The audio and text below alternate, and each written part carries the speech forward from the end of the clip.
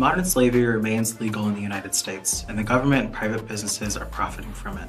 Through forced labor, imprisoned people in the U.S. generate billions of dollars of value per year and increase the profits of the wealthy elites. This is a problem that disproportionately affects Black people, particularly Black men. A general strike of enslaved African Americans during the Civil War forced President Lincoln to end chattel slavery. However, the exception clause in the 13th Amendment to the U.S. Constitution allows slavery and involuntary servitude as a punishment for crime, effectively continuing the practice into the modern day.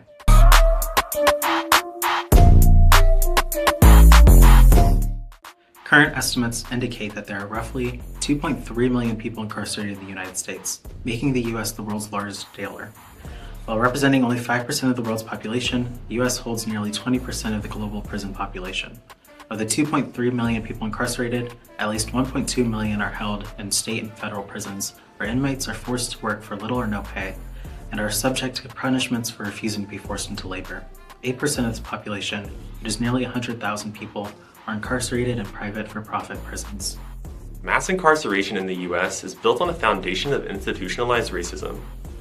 People of color, particularly Black men, are incarcerated at disproportionately higher rates than white people. Black men are imprisoned at rates 13 times greater than white men. In fact, 1 in 3 Black boys can expect to go to prison at some point in their life, while only 1 in 17 white boys will end up behind bars. Incarceration rates are the highest in the former slave states of the American South: Mississippi, Arkansas, Alabama, Kentucky, Georgia, and Tennessee. Each imprison people at higher rates than any country in the world, other than El Salvador. And while Black people account for only 12% of the population, they represent 32% of the prison population.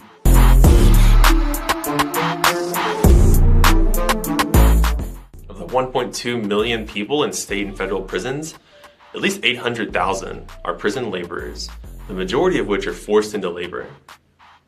Most work in maintenance and food preparation for the prisons in which they're confined. But 17% work for government-run business, and another 3% work for private sector businesses.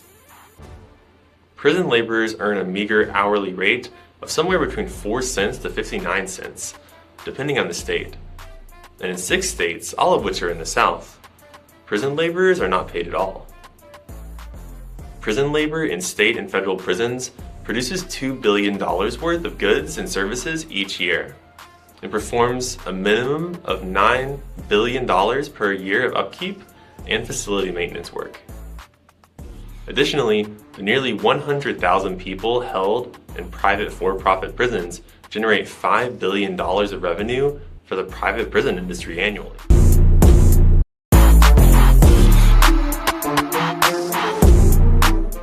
Profits generated from mass incarceration provide incentives for wealthy capitalists to continue the practice of slavery and involuntary servitude through forced prison labor. Profit alone cannot account for the 2.3 million people incarcerated in the United States.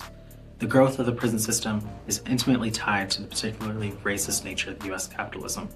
It is primarily a form of state repression aimed particularly at the most oppressed sectors of the working class, with the goal of eroding class solidarity and extinguishing militant struggle.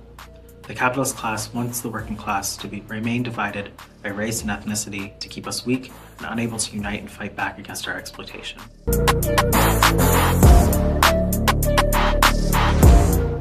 Class unity isn't an easy task.